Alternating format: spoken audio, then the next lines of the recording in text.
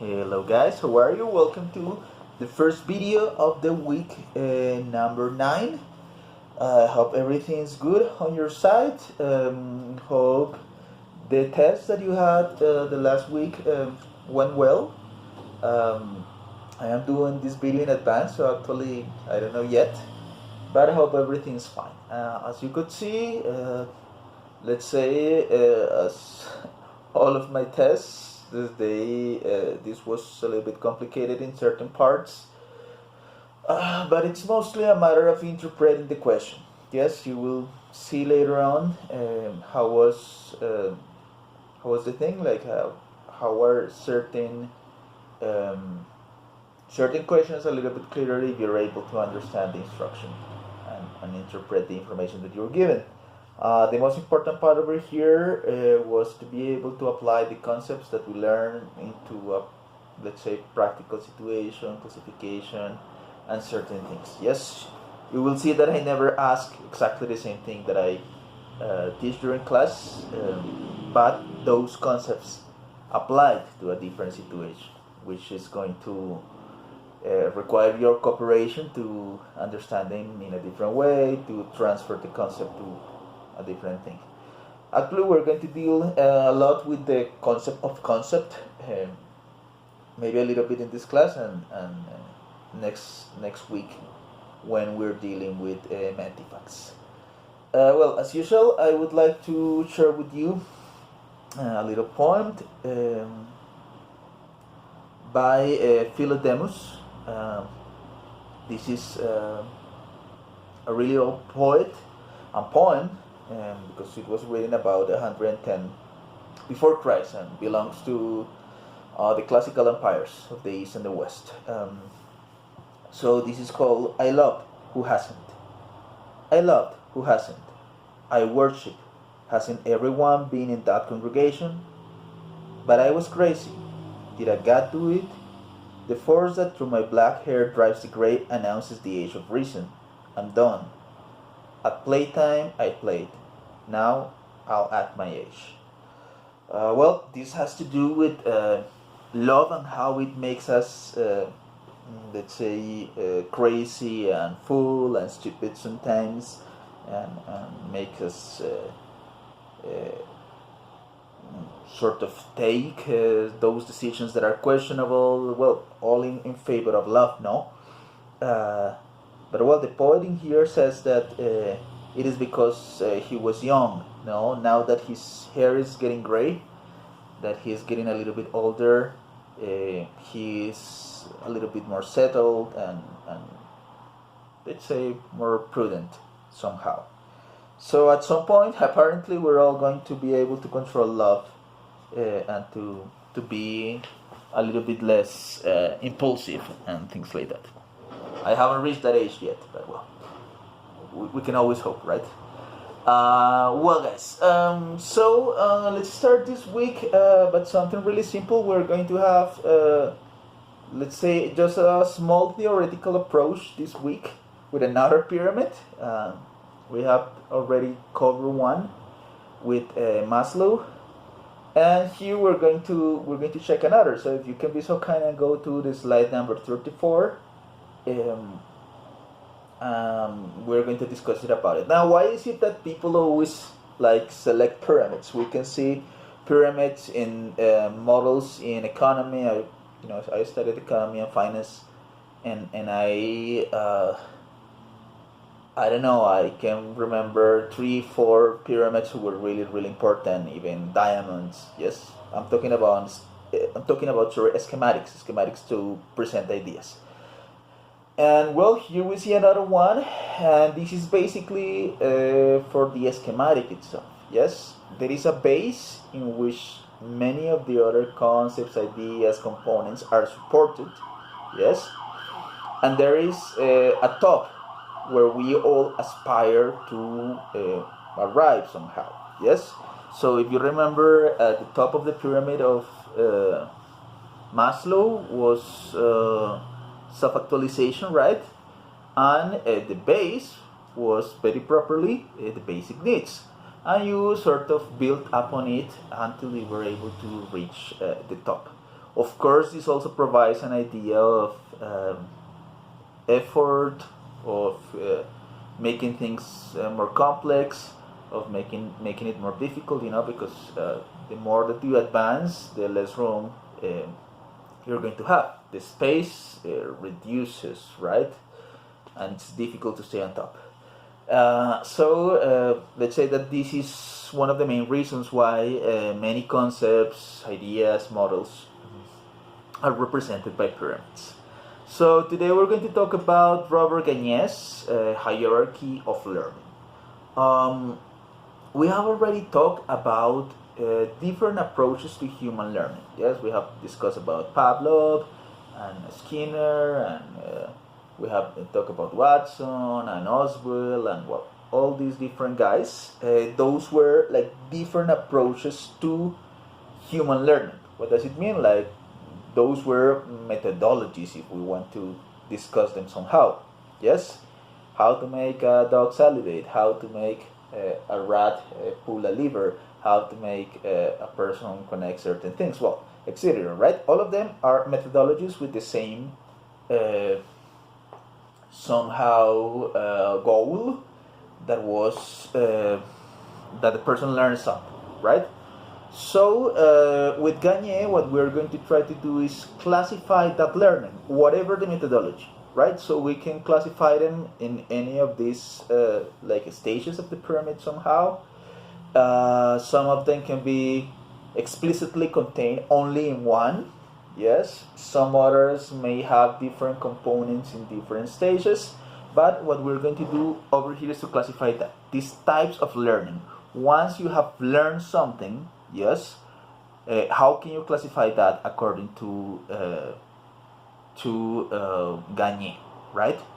So I want you to notice certain things, and first of all, if you take a look at the arrow on the left, it says increasing complexity. Yes, so it means that, this seems obvious, but it's important to mention it. The higher on the top of the pyramid you are, the more complex the mental processes are. So we could say, in a simplified way, that let's say that the knowledge or the learning, on the top is more complex than the one on the base, and if we advance, we can sort of conclude that they require less and less specialization as we go down. Yes, so those are like certain things to take into account. Now, if you take a look at the brackets that are on the right, you will see that it says first one's more to behavioral aspects. So the first, let me see, 4 are related more with behavioral aspects. They have certain components that are cognitive, that require advanced mental processes, reasoning, logic, etc. Sure, they may have some of it, but mostly it has to do with behavior, right? So with the way you act, with the way you respond. Yes, and remember about stimulus and response, right? So it's a little bit more like that, more of acting.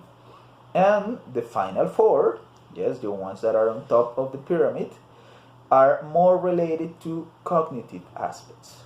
Yes, what does it mean? That maybe they have some behavioral aspects, maybe they have some components related to acting and to responding, but mostly the emphasis is on cognitive aspects, on mental aspects that allow you to do more specific things, more specialized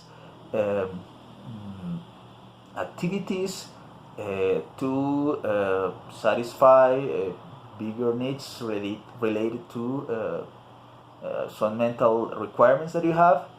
And again, reasoning is really, really important over here. Okay, very well. So let's start with the first one, that is signal learning, right? And we will see that in signal learning, basically the individual learns to make a general and, let's say, diffuse response to a signal. What does it mean, diffuse? Well, not very specific. I mean that you can respond in one way or another, but not really a very specific way all the time. Or let's say that the response doesn't necessarily has to do with a reasoning process. Yes. So let's imagine that I don't know, you clap. Mm-hmm. And for some reason, well, let's say that here, remember, we're not going to deal with the methodology, we already talked about that. So let's imagine that the outcome somehow of that process after you clap is that a baby or a person of a certain age, let's call it an infant, loves. Yes? He loves, or he smiles, maybe, or he pays attention to you, or something like that, right? So he has learned something, and he responds to it. You clap, and he laughs, or looks at you, or smile. Yes? And he can do one of these things, or many of these things, or all of these things. Yes? So it's a learned behavior. He has already learned that. He has already somehow responded to it. But there's not really a mental process behind that. There is not really a lot of somehow internalization, if we can call it that way, of what does it mean. And actually, I give you this example because it makes not a lot of sense. Why would you laugh or smile if somebody claps at you? Maybe it has been a trained process. Maybe it's something that is repetitive and he has associated that to him, right? Now, the one of paying attention is more of a reflex, no? Something a little bit more natural than learn. But well, I know that the example may be a little bit confusing for some, but that's it. The signal learning is just a response that is not really specific to a particular stimulus. Now, let's say that for example, we can find a traffic sign, yes, and then we respond to it. May, hopefully. In Colombia, like I would doubt it, but okay, hopefully, let's say that this is an educated person and a good citizen, and he is going to respond to it. Yes. Now, this signal may talk about speed, for example. So if the person is driving at a higher speed, he's going to reduce it. Or let's say that it's color-coded and it's a traffic light, so it's red, so he's going to stop, etc. Right? But this is a learned process, right? It really depends on the person, sure. But most of the times it's really automatic and doesn't really imply the reasoning of maybe getting killed if you don't do it. I mean, that is in the back of your head somehow at some point, but the immediate process is not there, right? The one of reasoning, okay, if I do not stop, I may have this accident, or I have to reduce the speed because it's maybe there's a person in front or there's a school and I could run him or her or them over. See, it's more of a response to a stimulus, right? You have been trained to do it and then you respond in that way. And I'm sure that you can find many other examples, yes, many other ideas in which you just learn a certain thing and you do not really process it, but you just do it just because. Yes, this happens a lot in the kitchens of family traditions in which they prepare a certain something in a certain way and you have learned to it but you don't know why and you just repeat it and replicate it, right? And so on and so forth. There are a lot of examples. So how does it look like? I mean, this is familiar to what? Does it sound like what? Well, sure, this is the classical condition response of Pavlov. Yes? Same thing. So that sort of learning can be classified at the base. It is not very complex, but why is it in the base? It is important, right? Because there are a lot of responses that we require to provide immediately. Yes, even if we don't know why, we don't make all the reasoning process, etc. Um, well, they are necessary in order to reach some other ones. Yes. What if you didn't have the I don't know, the learning or the learned process of bringing a notebook and a pencil and a pen or something to write in for your classes?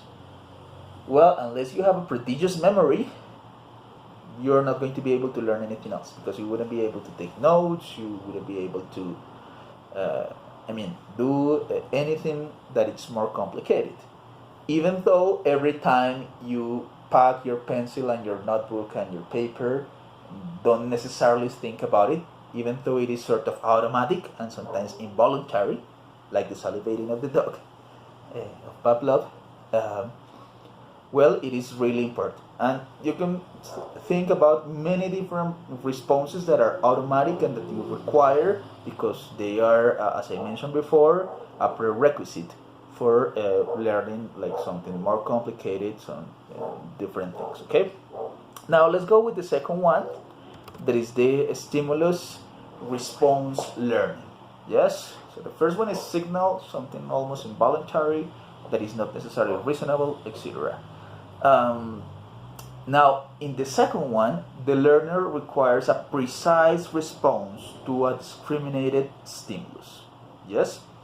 So, okay, here we have this learning that it is not so general, that is not the clap and I can give 3 different responses. No, it is one stimulus and it is very specifically the response. Very specific, the response. Right? So, for example, here we have the perfect example of operant conditioning, the one by Skinner, right? So let's say that we can talk about this stimulus that was the food pellet and the response that was pushing the lever, right? That's it. It was pretty somehow specific, right? So this response is what we can call instrumental, yes, because it's either always the same, right, or within a framework of options, more or less, is something that is not random, yes. So for that one, think about the one in the evaluation, yes. Spoiler alert, yes, the video of the Big Bang Theory with Penny and Sheldon. That was operant conditioning, yes? So the stimulus is always the same, chocolate, right? This chocolate. But the response was somehow different, right? Either Penny stop talking on the phone, avoid sitting on Sheldon's spot on the sofa, or avoided interrupting during the movie. You see, different responses, nevertheless, they are all in the same category, like not annoying Sheldon, right? So as you can see, there is a very specific, let's say, stimulus in this case that is exactly the same, or responses that even though they are different, they sort of fall in the same category. Yeah. Think about, for example, these learned behaviors of certain kids that are rewarded when they get good grades. Yes. So the stimulus is the good grade somehow, and the reward can be different things. Yes, from a toy to going to eat ice cream to I don't know, some specific permission to go somewhere, to be rewarded with a trip, right? All different responses, but within the same category, very specific. Okay, hopefully that's more or less clear for you. Then we have the psychomotor connection learning, yes, that is also known as chaining, right? And let's say that this gets a little bit more complicated, or let's not say complicated, let's say that it's more complex, more somehow let's say it has more steps, maybe, or it has more implications, I would say. So first of all, think about the word psychomotor. Yes, so psycho refers to your mind, to your mental component. We already talked about it in the definition of psychology. Yes, and motor had to do with movement, right? You either move your limbs or go from one place to another. So psychomotor, it's usually related to the connection between what you think and the way your body moves, right? Psychomotor, I think that's etymologically somehow explained, right? So this has to do with some reactions that are connected between what you think and what you do in your, let's say, your body movement or something like that. So let's say that we can define it as an acquired chain of two or more stimulus response connections, right? So this has also been described by Skinner. Let's say that somehow the sort of category, this category of learning may fit in here, and it has to do, of course, with being able to have, let's say, multiple responses in a physical way to this mental stimulus or this mental connection, that you have. Now, why does it say that it's connection? Or let's say that I mentioned that this is connection, or that this is also called chaining, right? Well, because let's say that in the previous stage we were talking about one stimulus, right? So remember that I talked about chocolate for Penny, or the food pellet for the rats. So in this case, let's say that this learning has the possibility of interpreting more than one stimulus. Yes. Let's say that they can be opposing stimulus, right? Let's say positive reinforcements and punishments. So let's go back to the previous examples.